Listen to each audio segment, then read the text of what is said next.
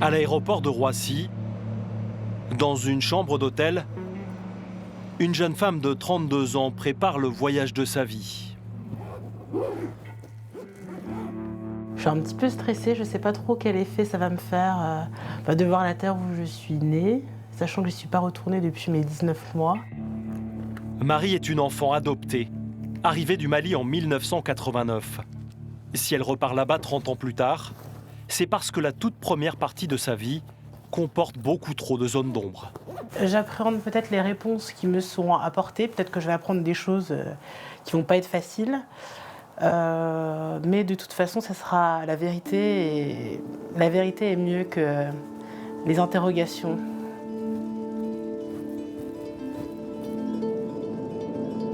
Ce Paris-Bamako doit lui donner des réponses.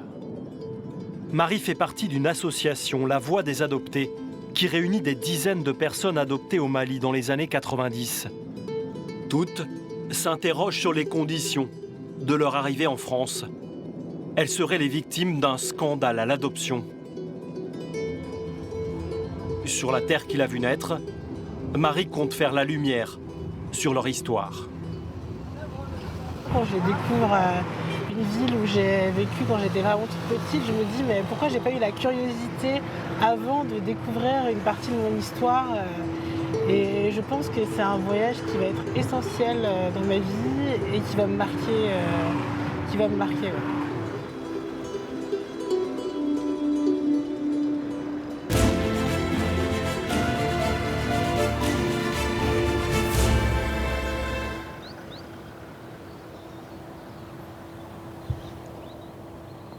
Saint-Égonec, 3000 habitants, au cœur de la Bretagne. C'est ici qu'a grandi Jean-Noël, un autre de ces adoptés du Mali. Salut maman. Salut, ça va? Ouais. À 36 ans, il rend toujours visite chaque jour à sa mère. Tiens, Jean-Noël, viens voir. Cet album photo, c'est la mémoire de cette famille. Voilà, jeune homme. Françoise y a archivé 30 ans de leur histoire. L'arrivée à Paris. Ah la vache. Une histoire d'adoption et d'amour qui démarre le 7 décembre 1990. Regardez ces photos 30 ans plus tard, ça... J'ai plein d'émotions, là, c'est difficile à expliquer. J'ai l'impression que je ressens encore les odeurs de l'aéroport de Paris, là. Et c'est bruyant, c'est impressionnant. Non, c'était... Ouais, des paysans. Février 91. Février, voilà, ouais. Un an après notre arrivée. Sur ces photos, les visages de deux gamins de 6 et 4 ans. Jean-Noël et son petit frère Pierre-Yves viennent de débarquer du Mali, attendus par toute une famille. Ouais, à côté du pommier. Là, il y a des photos des enfants donc, chez moi, dans les Pyrénées. Et mes cousins, mes oncles, mes tantes, voilà, c'est pour eux, bah oui, Jean-Noël, Pierre-Yves, c'est les enfants de Bernard et Françoise. Et il n'y avait pas de sujet, en fait. Non. L'histoire pourtant ne va pas s'écrire comme prévu.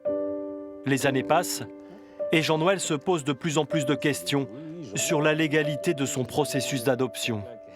J'ai essayé de t'amener donc tout ce que j'avais, tant au niveau des documents français. D'accord. J'ai repris le jugement fait au Mali et avec également, tu vois, le consentement à adoption. D'accord. Voilà, Ok. parce que À l'époque, Jean-Noël est encore le petit Brahima Koné. L'association chargée de son adoption s'appelle, elle, Rayon de soleil de l'enfant étranger. C'est elle qui a fourni tous ces documents légaux, elle surtout, qui les aurait fait signer aux parents biologiques de Jean-Noël. Tu vois, ici, on précise, je déclare renoncer définitivement à mes droits maternels concernant l'enfant et consens à l'adoption plénière de cet enfant à travers l'œuvre d'adoption Le Rayon de soleil de l'enfant étranger. Ok, que ma mère biologique a signé, quoi. Voilà. La soi-disant signature de ma mère biologique qui était illettrée. Donc, comment écrire aussi bien que ça? Déjà, une signature, c'est impossible. Jean-Noël accuse Rayon de soleil d'avoir trompé sa famille. Selon lui, l'association aurait donné à l'adoption des enfants qui n'étaient pas orphelins, sans le consentement de leur famille biologique. C'est ce doute sur ses origines qui a consumé le frère de Jean-Noël. Toute sa vie a été une quête d'identité sans réponse, jusqu'à le faire vaciller. Plus tard, il sombrera dans la drogue. Mon petit frère est décédé aujourd'hui et j'accuse. Rayon de Soleil, on est absolument responsable. Rayon de Soleil, on est absolument responsable du malheur de mon frère. Donc, ce que j'attends aujourd'hui, c'est qu'ils entendent mon histoire et l'histoire de mon petit frère et qu'ils prennent leurs responsabilités. Enquêter sur Rayon de Soleil, c'est se plonger dans les arcanes d'un réseau qui relie la France au Mali. Il ne s'agit pas que de l'histoire de Jean-Noël et de son frère. Ici, dans ce quartier populaire de Bamako, le bâtiment qui servait de siège à l'association existe toujours. Dans les années 80 et 90, les demandes d'adoption sont en forte augmentation en France. Des associations se chargent alors de trouver des enfants pour répondre à cette demande. Au Mali, Rayon de Soleil va en placer plus de 300 jusqu'en 2001. Mais les méthodes de l'association interrogent. Elle est soupçonnée d'avoir trompé des familles maliennes, d'avoir fourni de faux documents et d'avoir donné à l'adoption des enfants qui n'auraient jamais dû l'être.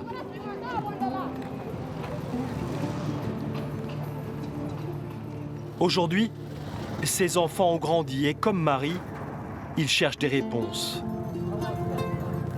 Son enquête au Mali débute dans la ville de Ségou. C'est ici qu'elle serait née il y a 32 ans, sur les rives du fleuve Niger.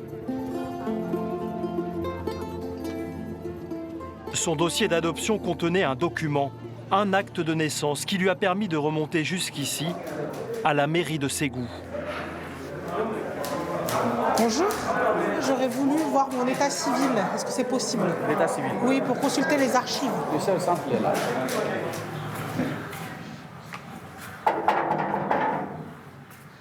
Inis Ogoma, je viens vous voir parce que j'aimerais retrouver mon acte de naissance parce que je suis née à Ségou en 1987. En 97. De quel mois? 1987 en novembre. En novembre. Oui. Le combien novembre? Le 30. Le 30. Mamadou Koulibaly, l'archiviste de l'état civil, a un système de classement rudimentaire. Mais il s'y retrouve sans problème parmi ces milliers de registres. Tu dis 30 novembre. 30 novembre. Ah, on arrive au 30 novembre là derrière, j'ai vu là. C'est Marie Konaté. Non, ça c'est pas moi. Le 30 encore, c'est Oumou Traoré. C'est pas moi. Le 1er décembre, c'est... Non, moi c'était 30 novembre. Le 1er décembre. Et si j'ai le numéro de mon acte de naissance, est-ce qu'on peut le D'accord. retrouver facilement? Facilement. Alors moi, C'est quel numéro? c'est 1056. Déjà, on voit que c'est un homme qui est né avec l'extrait d'acte de naissance 1056. On voit que la date de naissance, c'est le 23 juillet 87. Donc ça ne correspond pas du tout à ce qu'il y a sur mon acte de naissance. Donc je suis vraiment très surprise, quoi. C'est très étrange. Bonjour. Du coup, là, j'ai retrouvé ma copie d'extrait d'acte de naissance. Donc c'était Ici. marqué. C'est moi, je l'avais chez moi en fait. Donc du coup, j'avais pris une copie dans mon téléphone. Du coup, là, on voit que c'est le numéro 1056. Par contre, là, on n'a pas retrouvé le nom qui correspond. Appelé à la rescousse, le secrétaire général de la mairie étudie le document de Marie et il est catégorique. Ça, c'est pas bon. C'est un faux ou c'est un Ça, vrai? c'est pas bon. C'est une fausse copie. D'accord. Donc ça veut dire, là, vous pouvez m'affirmer Oui. que ma copie d'extrait d'acte de naissance est un faux. La copie, là, Oui. est une fausse copie. D'accord. Bah là, je me pose beaucoup de questions parce que on voit que l'extrait d'acte de naissance, il y a des incohérences, qu'on ne me retrouve pas dans les registres à la date de naissance qui est indiquée. J'ai de plus en plus de doutes sur l'authenticité de tes informations d'état civil à mon égard. Donc voilà, il va falloir qu'on aille voir à Bamako pour essayer de trouver d'autres indices, mais ça complique de plus en plus les recherches en fait. Marie ne connaît pas sa véritable date de naissance. Alors pourquoi cet acte de naissance est-il un faux? Et qui l'a rédigé? Nous n'aurons pas de réponse, mais une chose est sûre, Rayon de Soleil avait besoin de ces documents pour établir ses dossiers à l'adoption. À l'époque, une femme est la correspondante de l'association au Mali. Nous la voyons sur cette photo. Elle s'appelle Danielle Boudot. En 2 années au Mali, cette coopérante a organisé les adoptions de dizaines d'enfants. Son nom apparaît dans de nombreux dossiers, dont celui de Marie.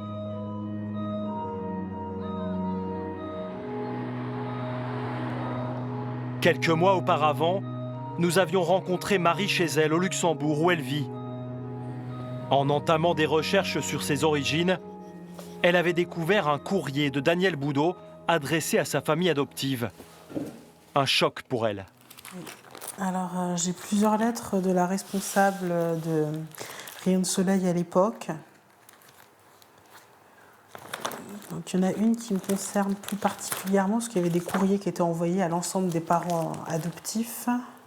Fatoumata, sa mère, est d'une extrême pauvreté et donne sa fille, donc donne entre guillemets, sa fille avec soulagement, aucun traumatisme de départ. Ayez la gentillesse de m'envoyer quelques photos de temps en temps. La mère fera mine de s'intéresser à sa fille encore quelques semaines et d'avoir quelques photos consacrera vraiment son consentement à l'adoption. Consentement écrit entre guillemets. Dans peu de temps, elle ne demandera plus rien. Ce courrier ne prouve pas que Danielle Boudot fournissait les faux documents. Mais il semble démontrer qu'elle plaçait des enfants sans le consentement formel des familles maliennes. L'ancienne responsable de Rayon de Soleil a quitté le Mali en 1991. Elle est aujourd'hui installée à 50 km de Paris. Elle vit dans un lotissement avec son mari et leur fils adoptif. Il y a plusieurs personnes au Mali qui nous parlent de vous en disant et en utilisant les termes de trafic d'enfants. Oui, je voulais avoir votre point de vue. Vous racontez ce que vous voulez, moi je vous dis que déjà je fais de trafic et puis c'est important finalement de savoir. Danielle Boudot n'aime pas qu'on fasse ressurgir les vieux souvenirs. À plusieurs reprises, nous avons sollicité une interview. Elle n'a jamais répondu. Nous allons donc filmer en caméra cachée.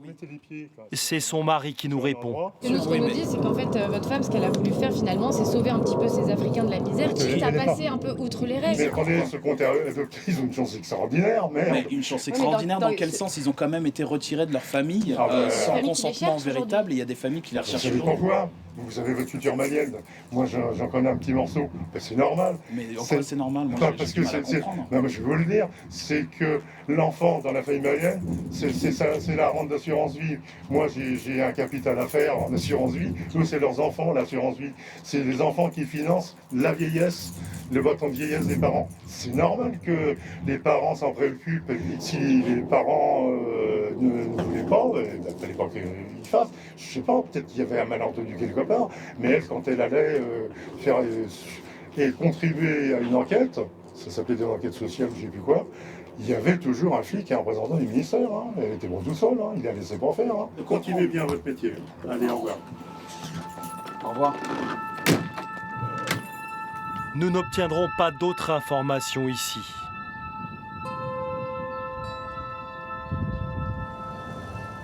C'est au Mali qu'il nous faut repartir pour tenter de retrouver la trace des personnes dont parle le mari de Danielle Boudot. Les adoptions n'ont pu se faire sans la collaboration de responsables maliens. Après des semaines d'enquête, à Sanakoroba, au sud de Bamako, nous allons enfin retrouver un acteur clé. Depuis 30 ans, il est à la tête de SOS Village d'enfants Mali. L'ONG accueille des orphelins ou des enfants abandonnés.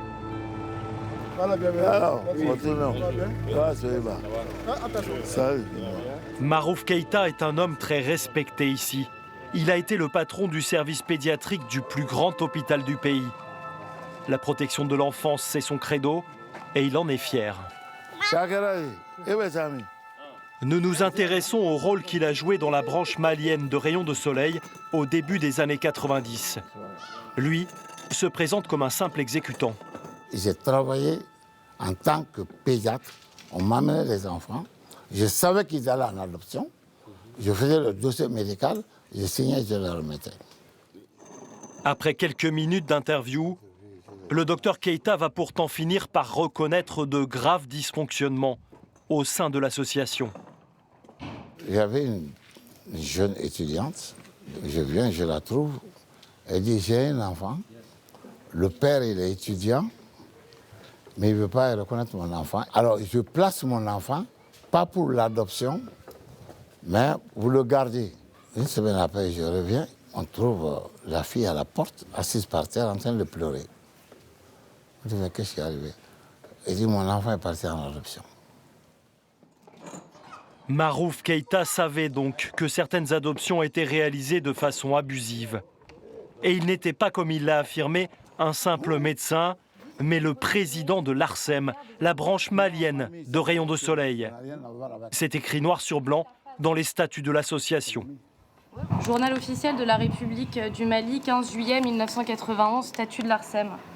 Non, c'était le ministre des Affaires sociales qui avait créé ça. C'est vous le responsable légal? Oui, j'étais responsable légal, mais pas coupable. Attention, réuniance. Je vous ai dit 2 jours, je me serais de compte, j'ai dénoncé publiquement par écrit.